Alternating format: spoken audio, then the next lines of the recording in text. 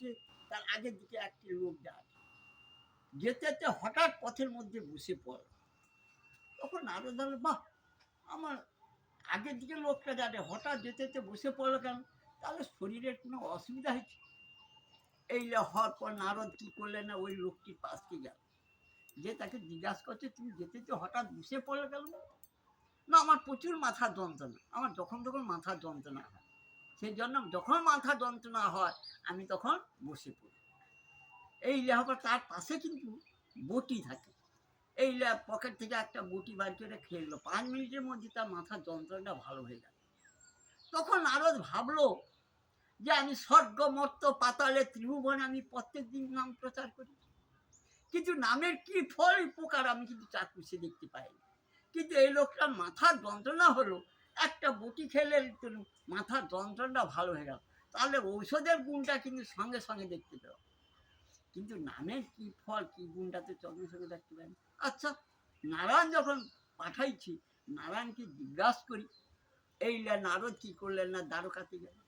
দ্বারকাতে গিয়ে নারায়ণকে বলছি, ঠাকুর আপনি তো সৃজন করলেন, তারপরে আমাকে তো মর্তধামে তো হরিনাম বিলাতে বললেন, আমি আপনার কথা শুনে হরিনাম বিলাচ্ছি, আমার কথা শুনে সবাই হরিনাম করতেছি, নামের কি ফল কি উপকার কিন্তু আমি চাক্ষুষে দেখতে পাই। গোলকে থাকে না দ্বারকায়? হ্যাঁ, দ্বারকাতে থাকি, গোলকে আজ গোপনে ছিল, দ্বারকাতে তার প্রকাশ হলো। শ্রীকৃষ্ণ সব নারায়ণ যা শ্রীকৃষ্ণ তো একই। হ্যাঁ, এই হওয়ার পর কি করলেন, বলছে হরিনামে কি ফল কি উপকার আমি তো তার কিছু দেখতে পাইনি, তাহলে বলো। নারায়ণ তখন বলছে, আমি কিন্তু বলতে পারবো না। তাহলে কে পারবে? না, তুমি সৃষ্টিকর্তার ব্রহ্মার পাশকে চলে যাও। নারায়ণ পাঠিয়ে দিল ব্রহ্মার পাশকে। এই ব্রহ্মাকে যে বললো, ব্রহ্মা বলছে হরিনামে কি ফল কি উপকার আমিও বলতে পারবো। কে পারবে? না, তুমি কৈলাসে যাও। কৈলাসে গেলে এই মহাদেব বলতে পারবে। এই আবার কৈলাসে গেল, কৈলাসে গিয়ে মহাদেবকে বলল, মহাদেব বলছে আমিও বলতে পারবো। তার কে পারবে? না, একজন পারবে। কে? চিত্রগুপ্ত। আমরা সকাল থেকে ঘুম থেকে উঠে রাত্রি শোয়া পর্যন্ত কি কর্ম করছি, কি ভাষা বলছি, আমরা প্রত্যেক দিনে কি খাতা লিখে রাখি?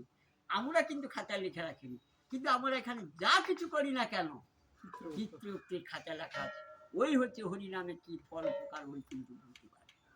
এই গেল কথা চিত্রগুপ্তের পাশে। চিত্রগুপ্ত যে বললো, বলতে বলে আমি কিন্তু বলতে পারবো না। তাহলে কে পারবে? না, হ্যাঁ, একজন পারবে। তুমি জমপুরীতে চলে যাও, জমপুরীতে গেলে ওই যমরাজ বলতে পারবে।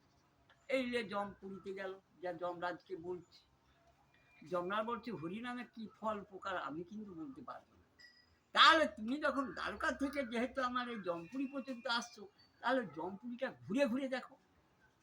এই হওয়ার পর যমরাজের কথা শুনে পূর্ব থেকে উত্তর থেকে পশ্চিম থেকে ঘুরে ঘুরে দেখতেছে, আর মনে মনে ভাবে কি সুন্দর জায়গা জমপুরি, মানে আমার মর্তধামে থাকছেও সুন্দর জায়গা। হওয়ার পর দক্ষিণ ধারে যখন আইল, না প্রচুর চিৎকার, বলে বাহ, 3 ধার দেখলাম ভালো, দক্ষিণ ধারে এত কেন চিৎকার? খোলা মার্কেট, মানে দক্ষিণে কি আছে? সব সাগর জল, কোনো তীর্থস্থান নেই, চিৎকার কেন? কোথা থেকে চিৎকার আইছে? হঠাৎ লক্ষ্য পড়ে গেল একটা প্রাচীর, সেই প্রাচীরের ভিতর থেকে চিৎকারের রব কিছু দেখতে পায়নি। হঠাৎ লক্ষ্য পড়ে গেল একটা ছোট ছিদ্র, সেই ছিদ্রটাতে এরকম মুখ বাড়ি করে দেখে না কার মাথায় শাবল মারতেছে, কাউকে প্রহার করতেছে, কাউকে তেল করা ফেলেছে, যে যেরকম কর্ম করছে। আমাদের মর্তধামে কি দেখো, কে বাস চাপা হয়ে মরে, কে বিষ খেয়ে মরে, কে ফাঁসিলে মরে, যে যেরকম কর্ম করছে তার সেরকম সাজা হচ্ছে। একটা লোক বাস চাপা হয়ে মরে গেলে আমরা দুঃখ প্রকাশ করি, কান্নাকাটি করি, ওই দুঃখ প্রকাশের কোনো দাম নেই, আর কান্নাকাটি করে কোনো দাম নেই। কেন? না, তার মৃত্যু আছে, তাকে যদি ট্যাঙ্কের ভিতরে পুড়ে রাখা হয়, তার যে বাস চাপা হয়ে মৃত্যু আছে, তার মৃত্যুই হবে। কেন? আমরা জন্ম হওয়ার সময় আমরা সমস্ত কিছু এ করে আসছি। এই হওয়ার পর নারদ এই দৃশ্য দেখে 2 হাত তুলে চিৎকার করছে, বলছে নারায়ণ নারায়ণ নারায়ণ। তখন তাদের কর্ণে শ্রবণ হয়ে গেল, যেই শ্রবণ হয়ে গেছে তাদের যে এত সব শাস্তি ছিল একদমই মুক্তি। তাহলে কৃষ্ণ নামে মুক্তি পাওয়া যায়। তাহলে আমাদেরকে সঙ্গে সঙ্গে দেখতে হয় কীরকম। না আমরা যখন শ্রম করি আমার শরীর কিন্তু যাচ্ছে না, আমি হাঁটে কিন্তু আইসিডি শরীর কিন্তু যাবে, বাধ্য আসতে হবে। আস্তে আস্তে আমরা কিন্তু ঘন ঘন বসে পড়ি, বিশ্রাম করি। আমরা এখন শ্রম করি, আমার এই দেহটা পাপ মানে ভাব, হ্যাঁ আইঠে এক পা করছি। আমরা শ্রম করি, বসে কী করি বলতো? কেউ বলছে হরে কৃষ্ণ, কেউ বলছে রাধে রাধে, কেউ বলছে জয় নিতাই। তাহলে এই ভাষাটা বলার সঙ্গে সঙ্গে কি হয়, আমার দেহটা কিন্তু ছটফট করছে। যখন আমি বসে তখন কেউ হরি বল হরি বল হরি বল, এই ভাষাটা বলার সঙ্গে সঙ্গে আমার ওই দেহটা যে ভার ছিল একটু আগে, কিন্তু কৃষ্ণ নামে হালকা হোক, কৃষ্ণ নামে পাপক্ষয় হোক।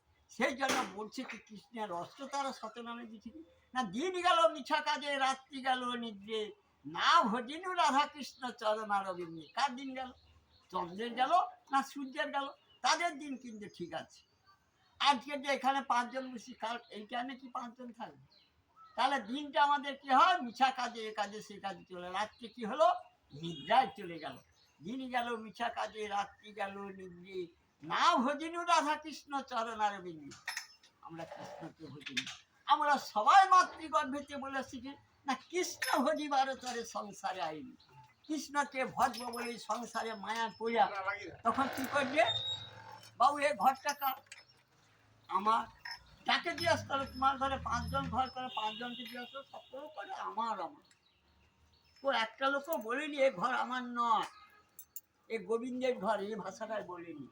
কিন্তু কৃষ্ণ ভজব বলে সংসারে এসে আমরা কিন্তু আমার আমার করি। সেই জন্য সারাদিনের মধ্যে যত কিছু কর্ম করো না কেন, এক হচ্ছে নামই করো, এ হচ্ছে শ্রেষ্ঠ, এছাড়া। আচ্ছা সে পালি জল খাইল নি, জৈব তোলা করিয়ালে পন, একাদশে নর করি দেশাপন, আহার ব্রাহ্মণে দানি শ্রদ্ধা ভক্তি কৃতে, সুবর্ণ দক্ষিণা দান করে। একাদশী ব্রত দিন দ্বাদশীতে ব্রাহ্মণ ও বৈষ্ণব অতিথি হোক তাকে খাওয়ালে ভালো। আর একাদশীর দিন অন্নদান করলে নরকামী হতে হয়। হ্যাঁ কেন? হ্যাঁ, কলি যুগের মধ্যে সব দোষের পাপের মধ্যে ওই অন্নের মধ্যে পাপ আছে। আমরা কিন্তু খেলে আমরা জাতির বিচার করি, এর দরে তার দরে খাই। কিন্তু শুধু যদি অন্ন খাওয়া হয় তাতে কিন্তু পাপ। আর যদি একটা মুসলমানের ধরে যদি অন্ন খাওয়া হয় মানে প্রসাদ খাওয়া হয় তুলসী পত্র দিয়ে, তাতে কিন্তু পাপ নেই। সেজন্য হাড়ি দরেও খাবে ও তুলসী পত্র দিয়ে, মুসলমানের দরে খালে করে তুলসী পত্র দিলে সেখানে কিন্তু ভাত নয়, প্রসাদ। কলি যুগের মধ্যে কেন বলছি না, সত্য ত্রেতা দাপর কলি। সত্য যুগে কি ছিল? বায়ু আহার ছিল, প্রাণ ছিল কোথা? হাড়ের ভিতরে প্রাণ ছিল। একদিন যদি বাতাস খেলতো 7 দিন বেঁচে থাকতো। তারপরে ত্রেতা যুগেতে কি হলো? মজ্জাগত প্রাণ, হাড়ের উপরে যে সাদা চামড়াটা ওইখানে প্রাণ ছিল, সেও একদিন বাতাস খেলে 7 দিন বেঁচে থাকতো। তারপরে সত্য ত্রেতা দাপর যুগে কি হলো? মজ্জাগত চামড়ায় প্রাণ ছিল, তাতে কি ছিল? খাওয়া না, ফল খেয়ে থাকলে 7 দিন সে বেঁচে থাকবে, একদিন খেলে। আর কলি যুগে কি হলো না, অস্থিগত, মজ্জাগত, চর্মগত। আর কলি যুগে কি হচ্ছে? প্রাণ আছে কিনা জেঠি, অন্নগত প্রাণ, জেঠি মারা দিব কিন্তু হরিবল হয়। আবার বলছে যে এই যে কলি যুগে এখন কিন্তু তুমি 10 বছর আগে তোমার কিন্তু অ্যাসিড ছিল না, গ্যাস ছিল না, কোনো কিছু অত রোগ ব্যাধি ছিল না। তাহলে এর দ্বারা কি ছিল না, আগে সত্য যুগে আবার স্বর্ণ থালায় ভাত খেত, সে একটা ধাতু, এর দ্বারা উপকার হতো। ত্রেতা যুগে কি হলো? রূপার থালায় খেত, কিন্তু তাতে একটা ধাতু। আর ত্রেতা যুগে কি ছিল? তাম্র, এই সত্য দাপরে কি ছিল? কাংস এবং তামা, এ একটা ধাতু। আর কলি যুগে কি হয়েছিল না, এই যে লোহার কড়া, আগে প্রত্যেক লোকেরা মাটির হাঁড়ির ভাত হতো, সে একটা উপকার হতো। লোহার কড়া একটা ধাতু, তার দ্বারা উপকার হতো। এখন তুমি সকলকে দেখি যে কারো ঘরে লোহার কড়া নেই আর ভাতের হাঁড়িও নেই, মাটির জিনিস নেই, কি না স্টিল আর সিলভার। তাহলে এ তো কোনো ধাতু নেই। তাহলে এই জলটা তো আমাকে পেটকে যাচ্ছে, এইটা তো লোকের আক্রমণ হচ্ছে। অ্যালুমিনিয়াম তো ধাতু, হ্যাঁ না, স্টিল তো ধাতু না না, ওটা ধাতু না। আচ্ছা। ওং ভগবতে বাসুদেবায়।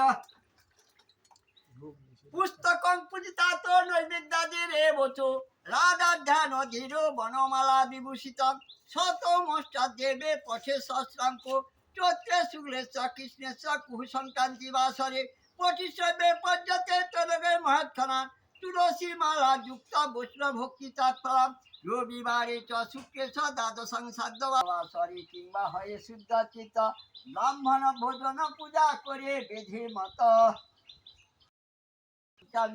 সমাজাতে না সংশয় ত্রৈলোক্য মহাদেবের সৌন্দর্য কাম মোহিতা কদম্ব পাদ তলয় গোপাল মুক্তি